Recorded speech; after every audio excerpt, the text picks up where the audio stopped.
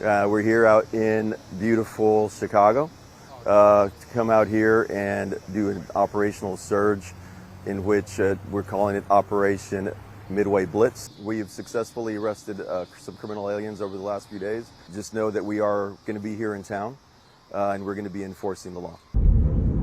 These guys right here, pulling up.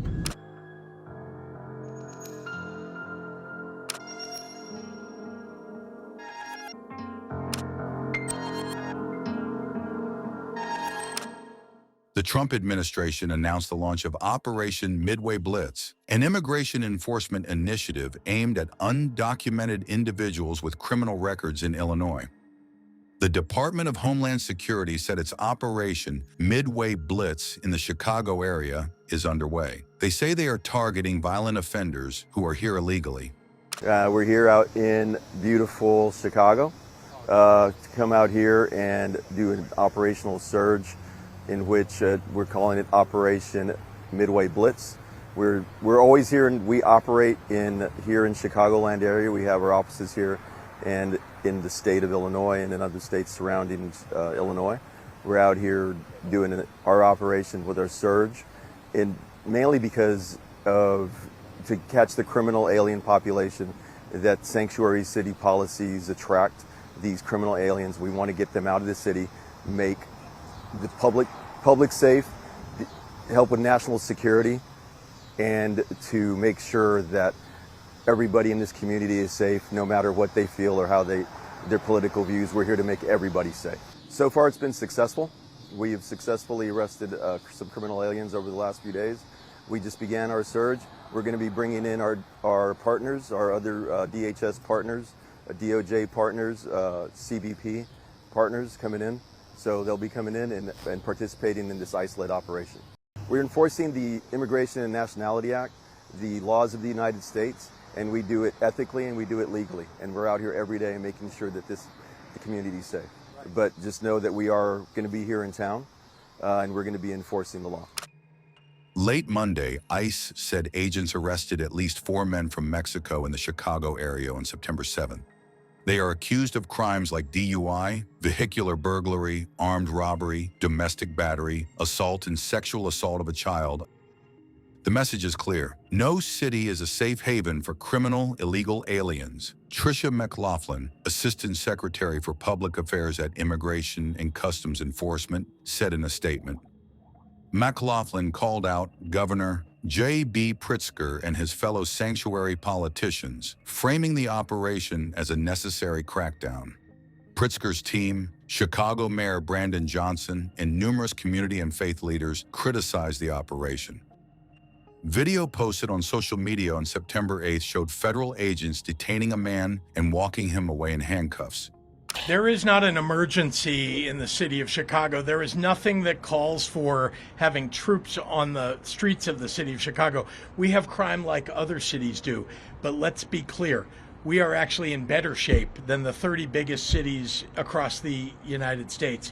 We're in better shape on average, and it is important to recognize that the President of the United States is doing this for theatrics. This is not because we've asked for it. It is not because there is some justice that he is going to seek. It is because he wants to create chaos. That is all this is about. Well, one thing that we're trying to make clear to the entire United States is that this is a great city. Look at how beautiful this city is.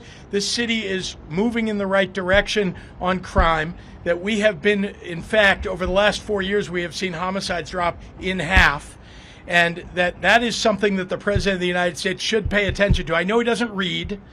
I know he doesn't listen to very many people, but I know he watches television. And so perhaps if somebody from Fox News or from Newsmax is here, they'll cover the fact that Chicago is in much better shape as a result of the work that we are doing to prevent crime, to interrupt crime, to reduce crime, to increase the number of police. Our state police are up during my time in office.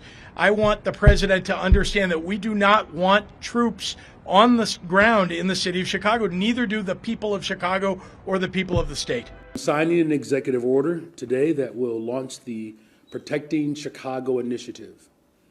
This is a project that builds on the months of preparation that we have done, that that we've done that has led up to this very moment.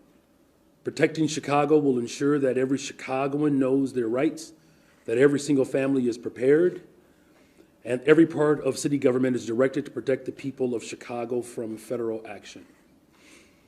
This sweeping executive order directs our Department of Law to pursue any and every legal mechanism to hold this administration accountable for violating the rights of Chicagoans. This order affirms that the Chicago Police Department will not collaborate with military personnel on police patrols or civil immigration enforcement. We will not have our police officers, who are working hard every single day to drive down crime, deputized to do traffic stops and checkpoints for the president.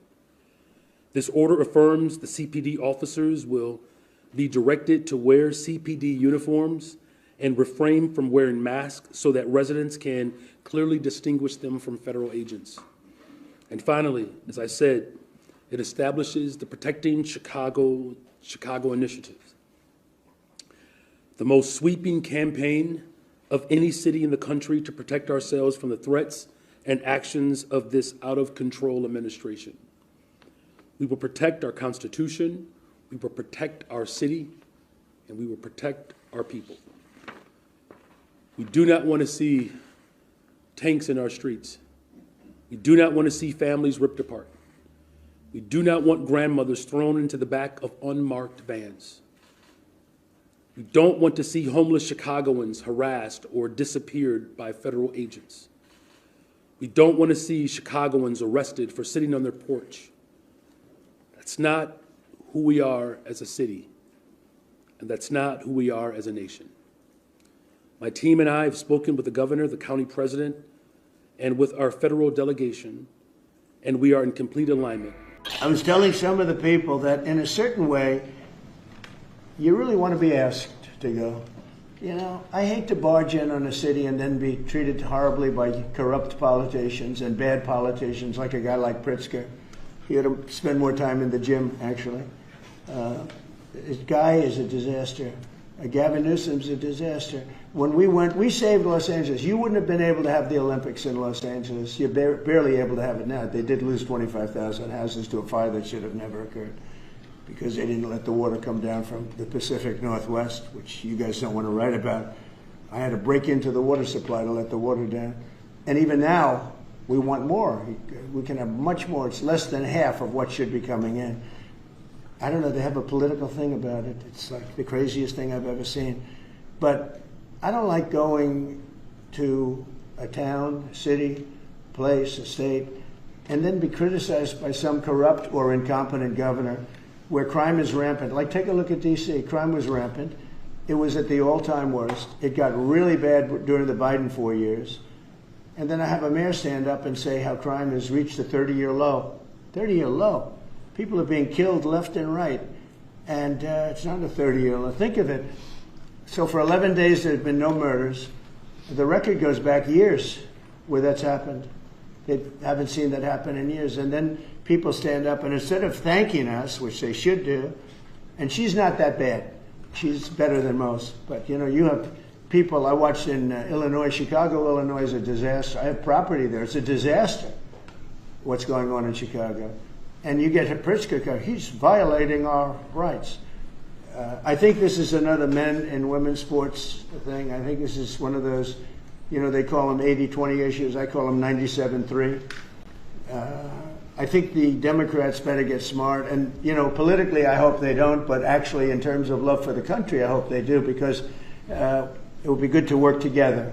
So I'm thinking about, you know, when I have some slob like Pritzker criticizing us before we even go there, I made the statement that next should be Chicago, because as you all know, Chicago's a killing field right now. And they don't acknowledge it. And they say, we don't need him, freedom, freedom. He's a dictator, he's a dictator. A lot of people are saying maybe we like a dictator.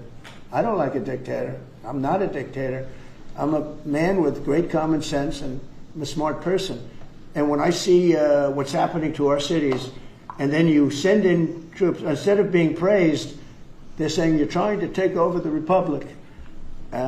These people are sick. But I'm really saying, and I say this to all of you, in a certain way, we should wait to be asked, because they have cities that are so under control, out of control. So we go in and fix it. They take the full credit for it, and they go out and say, I heard it this morning. They're saying how well they've done over the last 10-day period, that they set